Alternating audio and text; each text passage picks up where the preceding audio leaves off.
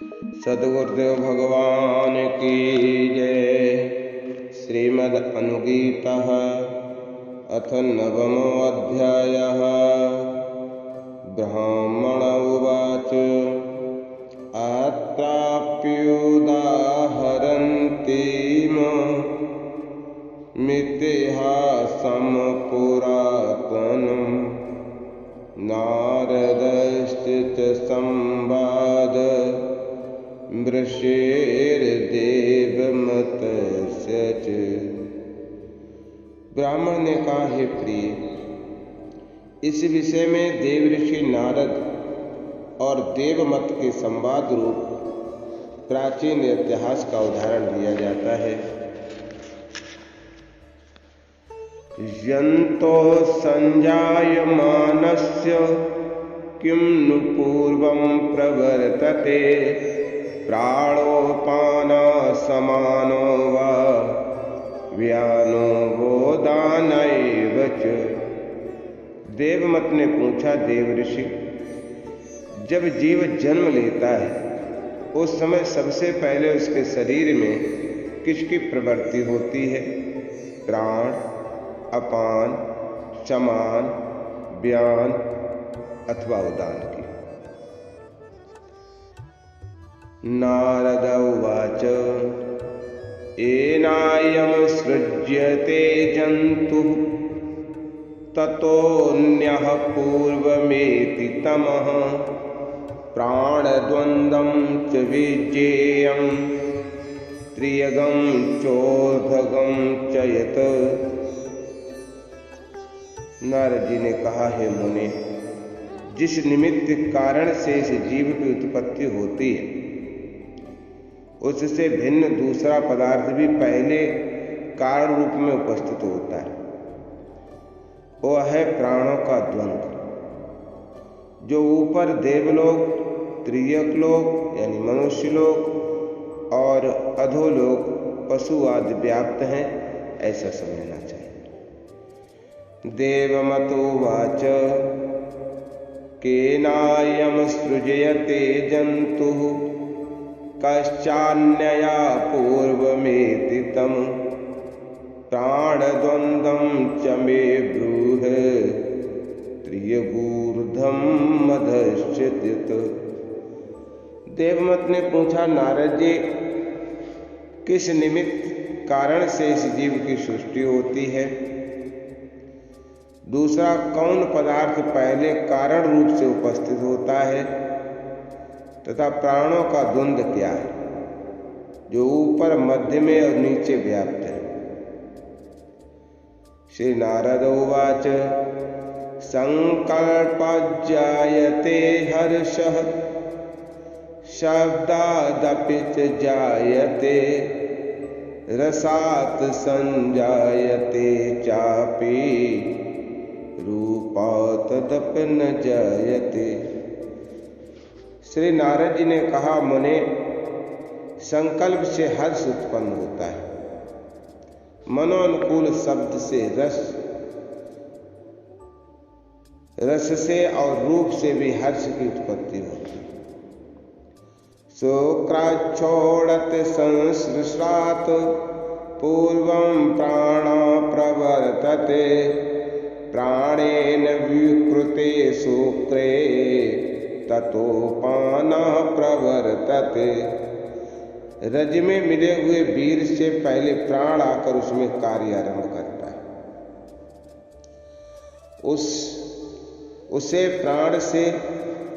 उसी प्राण से वीर में विकार उत्पन्न होने पर फिर अपान की प्रवृत्ति होती है। शुक्रात् संजायते चापि रसादपि च जायते एतद् रूपमुदानस्य हर्षो मिथुनमन्तर। शुक्र से और रस से भी हर्ष की उत्पत्ति होती है। ये हर्ष ही उदान का रूप है। उक्त कारण और कार्य रूप जो मिथुन है, उन दोनों के बीच में हर्ष व्याप्त होकर स्थित है। कामात् सज्जायते शुक्रम कामात् संजायते रजः समानुव्यानजनिते सामान्ये शुक्रशोणिते। प्रवृत्ति के मूलभूत काम से बीज उत्पन्न होता है, उसी से रज की उत्पत्ति होती है। ये दोनों वीर्य और रज समान और व्यान से उत्पन्न होते हैं, इसलिए सामान्य कहलाते हैं। प्राणापान विदम द्वंद्व मोवाक्चोधम च गच्छतः व्याना समान श्रुवोभौ त्रियग द्वंद्वमुच्यते। प्राण और अपान ये दोनों भी द्वंद्व हैं, ये नीचे और ऊपर को जाते हैं। व्यान और समान ये दोनों मध्यगामी द्वंद्व कहे जाते हैं। अग्निर्वै देवता सर्वा इत देवस्य शासनम् संजायते ब्राह्मणस्य ज्ञानं बुद्धि समन्वितम्। अग्नि अर्थात परमात्मा ही संपूर्ण देवता है। ये वेद उन परमेश्वर की आज्ञा रूप हैं। उस वेद से ही ब्राह्मण में बुद्धि युक्त ज्ञान उत्पन्न होता है। तस्य धूमस्तमो रूपम रजो भस्म सुतेजसा सर्वं संजायते तस्य यत्र प्रच्यप्यते हवि। उस अग्नि का धुआं तमोमय और भस्म रजोमय है। जिसके निमित्त भविष्य की आहुति दी जाती है, उस अग्नि से प्रकाश स्वरूप परमेश्वर से ये सारा जगत उत्पन्न होता है। सत्वात् समानो व्यानश्च इत ये जविदो विदुः प्राणापानावाज्य भागौ तयोर्मध्ये हुतासन। एतद्रूपमुदानस्य परमं ब्राह्मणा विदु निरद्वन्द्वमिति यत्त्वेत तन्मे निगदिता शृणु। ये जीविता पुरुष से जानते हैं कि सत्वगुण से समान और व्यान की उत्पत्ति होती है। प्राण और अपान आज्य भाग नामक दो आहुतियों के समान, उनके मध्य भाग में अग्नि की स्थिति। यही उदान का उत्कृष्ट रूप है, जिसे ब्राह्मण लोग जानते हैं। जो निर्द्वंद कहा गया है उसे भी बताता हूं, तुम मेरे मुख से सुन।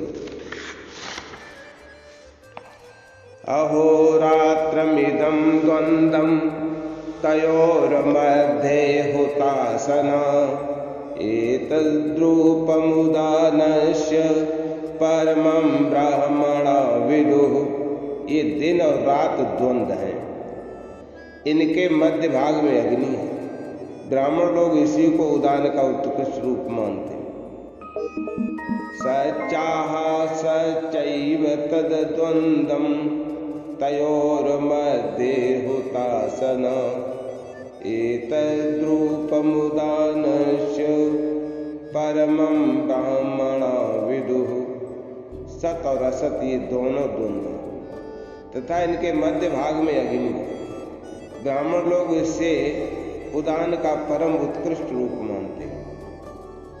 ऊर्ध्वं समानो व्यानश्च व्यस्यस्ते करम तेन तत् तृतीयं तु समानेन पुनरेव व्यवस्यते। ऊर्ध्व अर्थात ब्रह्म जिस संकल्प नामक हेतु से समान और व्यान रूप होता है, उसी से कर्म का विस्तार होता है। अतः संकल्प को रोकना चाहिए। जागृत और स्वप्न के अतिरिक्त जो तीसरी अवस्था है, उससे उपलक्षित ब्रह्म का समान के द्वारा ही निश्चय होता है। शांत्यर्थम ज्ञानमेकं च शांतिर्ब्रह्म सनातनम् एतद्रूपमुदानस्य परमं ब्राह्मणा विदुः। एकमात्र व्यान शांति के लिए है। शांति सनातन ब्रह्म है। ब्राह्मण लोग उसी को उदान का परम उत्कृष्ट रूप मानते हैं। इति श्री महाभारत आश्वमेध के पर्वण अनुगीता पर्वण ब्रह्म गीता सुनवमो अध्याय।